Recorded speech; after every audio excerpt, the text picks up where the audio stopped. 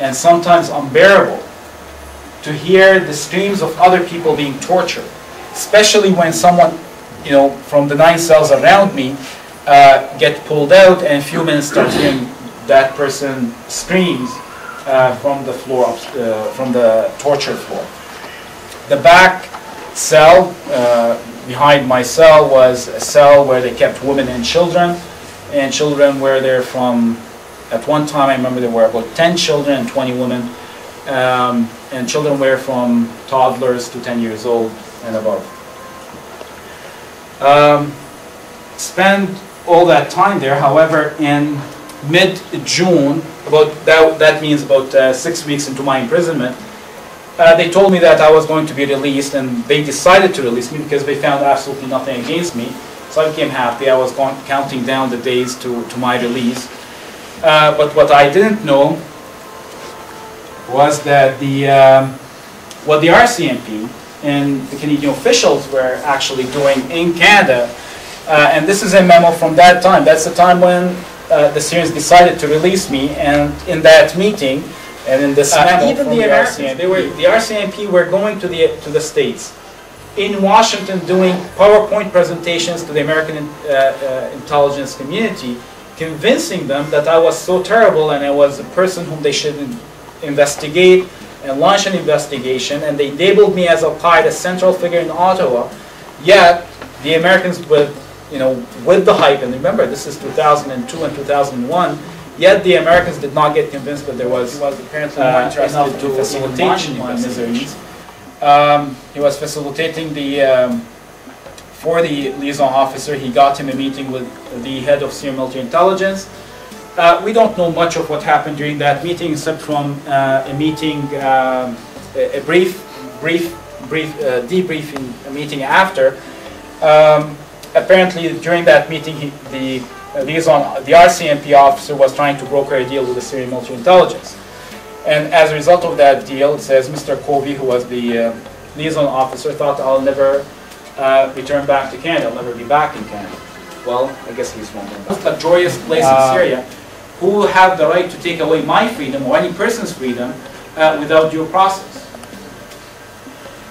What happened after that meeting, instead of the Syrians releasing me, the treatment changed. Instead of being released, I went through a few days of severe torture sessions, which included another method which they call shabah, which is being suspended from the rest in the air. And of course, while they're torturing, all these methods, and while I'm being tortured, I'm being, of course, asked questions. It's interrogation with torture. And that day, I wasn't whipped with electric cable, but they were whipping me with a belt. If I don't answer quick enough, I would get a lash, to a point that I wasn't able to say anything, that no matter how much they beat me, no matter what they do, I wasn't able to say a word. That's when they untied me. A few weeks later, several weeks later, I asked the interrogator, they did the first period, few days of torture, they did the investigation, they found nothing, decided to release me. Then they again after 2 months, they did another investigation with few days of severe torture, another totally new interrogation team, different than the first team. They came to the same conclusion. I asked him why all that torture and beating, and he opened the file. He blocked the header and the footer on a page, and he said, "Well, read." And it said something to this effect that the RCMP before they searched my office, and they seized everything almost there, and place of residency. So upon searching Almalki's parents' home, where Almalki used to live, weapons were found, and proof of him being a high-ranking member of Al-Qaeda and aide to Osama bin Laden were found. If totally false information, made up, it's not, I wouldn't even say it's inaccurate, it's totally made up and false. If any of this was true, that means all of you have weapons in your homes, because I guess the biggest weapons they found would be a kitchen knife.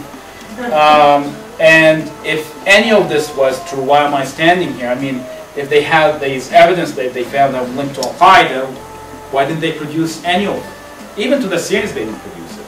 They just sent this, and what's the proof? And this is one of the documents, External Affairs document. This is actually their own document. They redacted things, and this highlighted part is interesting because it shows that it's actually the Canadian Foreign Affairs Minister at that time approved a CSIS visit to visit and talk and exchange information with my torturers.